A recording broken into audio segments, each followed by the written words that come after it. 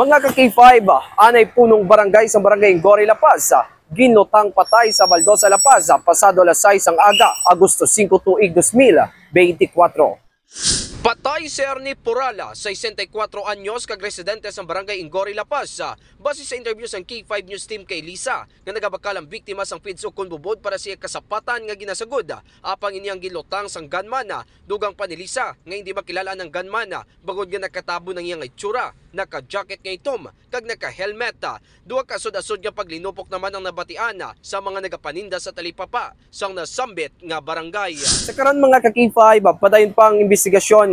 Sa karon mga ka-K5, padayon pang investigasyon sa La Paz Police Station sa nagluntad nga insidente.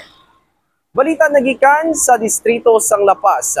Ako si ka-K5 Eric Canyasares para sa Kampiyon nga Balita, Serbisyo Publiko kag Kalingawan sa Iloilo, K5 News FM.